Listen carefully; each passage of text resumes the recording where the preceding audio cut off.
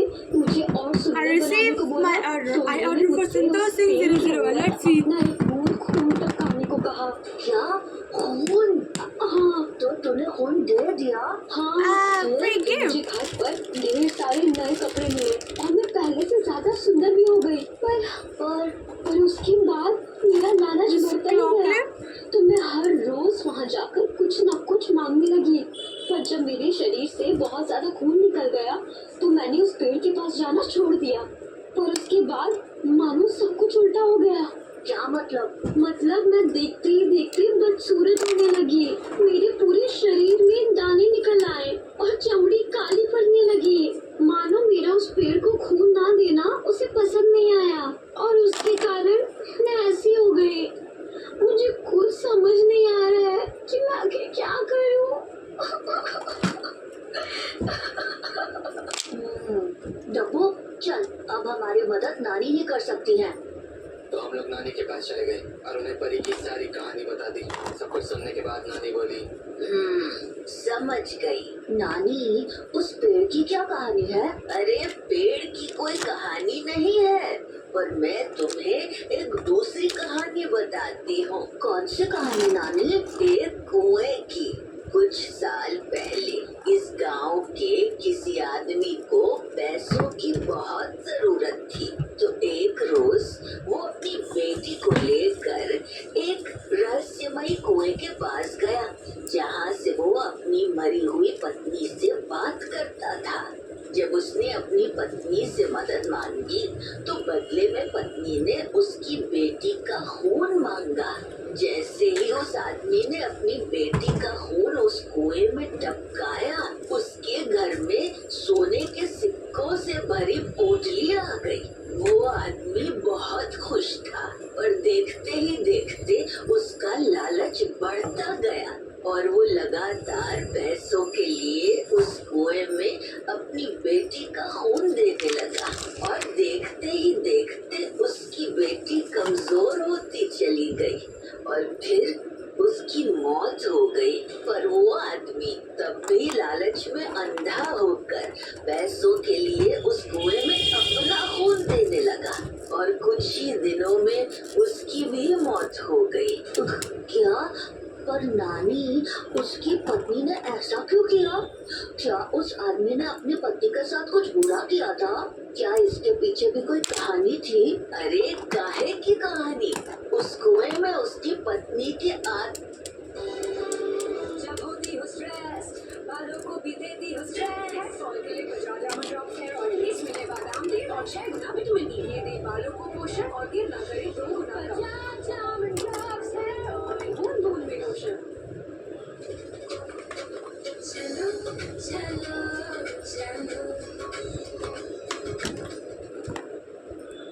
There once lived a Ranveer who loved his Nutella, but Ranveer also loved his friends. But here is the twist that makes it the hottest love triangle. Nutella also loves bread, and of course, Nutella loves Ranveer. Good morning, Nutella lovers. Wake up. Story समझ गए ना? Everyone. आत्मा थी ही नहीं, तो फिर उस कुएं में कौन था? दरअसल उस कुएं के अंदर जो भी शैतानी शक्ति थी, वो लोगों को लुभाने के लिए उनसे उनके चाहने वालों की आवाज में बात करती थी और उन्हें अपने छल में फंसाकर अपना खून देने पर मजबूर करती थी। तो नानी, क्या वो बुरी शक्ति निशिडाप थी? नहीं, उस बुरी शक्ति का नाम लोभासुर है। लोभासुर? हाँ, लोभासुर लोगों को लालच के जाल में फंसाता है और अगर एक बार किसी ने उसे अपना खून दे दिया तो वो उस इंसान को लोभ के जाल में फंसाकर उसकी जान ले लेता है। पर नानी, इस कहानी का परी से क्या लेना देना? हाँ, परी तो कभी किसी कुएं के पास गई ही नहीं। उसने तो अपना खून उस पेड़ में डाला था। अरे वो पेड़ उस कुएं के ऊपर ही तो है। क्या मतलब परी अपना खून उस पेड़ के छेद से कुएं में डाल रही थी? हाँ, और नहीं तो क्या। जब गांव में ऐसे बहुत से हादसे होने लगे तो सबने मिलकर उस कुएं को ढक दिया और वहाँ एक पेड़ लगा दिया। पर शायद लोभासुर ने अपने शिकार का एक नया तरीका निकाल लिया है। पर नानी, अब हम क्या करें? परी को कैसे बचाएं? परी को बचाने का एक ही तरीका है। तुम्हें लोभासुर के मुंह से परी का सारा खून खत्म करना होगा। क्या मतलब? मतलब ये कि जब तक लोभासुर के मुंह पर परी के खून का स्वाद रहेगा, वो उसका पीछा नहीं छोड़ेगा। तो तुम्हें उस कुएं के अंदर से परी का सारा खून निकालना होगा। पर नानी, हम कुएं के अंदर जाएंगे कैसे? वहाँ तो पेड़ है ना। लोभासुर आवाज को खोलने का वक्त आ चुका है। लोभासुर आवाज? वही जगह जहाँ से तुम्हें लोभासुर के मुख तक जाने का रास्ता मिलेगा। और साथ ही एक और जरूरी चीज भी देती हूँ, जो तुम लोग सही मौका देखकर इस्तेमाल कर लेना।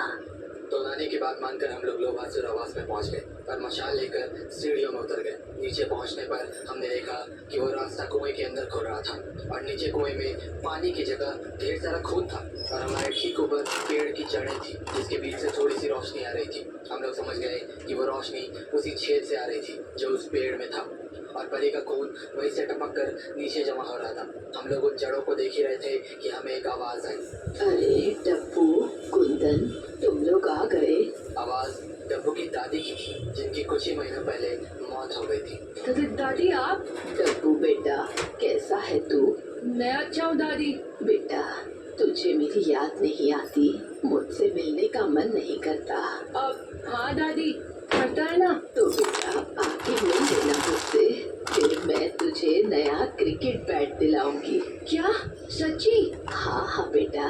पर मैं आपसे कैसे मिलूं दादी? अरे तू नीचे आ जाना, मैं नीचे ही तो हूँ। पर दादी, मुझे डर लगता है। अच्छा, तू एक काम कर, मुझे तू अपना थोड़ा सा खून दे दे, मैं तुझे वैसे ही मिल लूंगी। अच्छा, और उसके बाद आप मुझे बैट दिला दोगे? हाँ हाँ बिल्कुल। ठीक है दादी, मैं अपना खून एक बोतल में लेकर आया हूँ, अभी देता हूँ। उसके बाद डब्बू ने बैग से एक शीशे की बोतल निकाली और उसे नीचे कुएं में खाली कर दिया और फिर उसने कहा, कुंदन, अपनी मशाल नीचे फेंक। जैसे ही मैंने मशाल नीचे फेंकी, उस कुएं के नीचे का खून धू धू कर जलने लगा और एक अजीब सी चीख हर तरफ गूंज गई। उस चीख को सुनकर हम समझ गए कि नानी की विधि काम कर गई थी।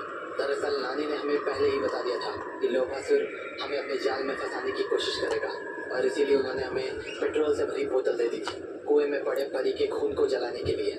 विधि पूरी करने के बाद हम भागे भागे परी के पास पहुंचे। परी, तू ठीक है? डब्बू, कुंदन, पता नहीं क्या हुआ, पर मैं अचानक से बिल्कुल ठीक हो गई। देख, मेरे चेहरे पर अब कोई दाग धब्बे भी नहीं है। ये सब कैसे हुआ? परी, दरअसल तू लोभासुर की चाल में फंस गई थी। लोभासुर? हाँ,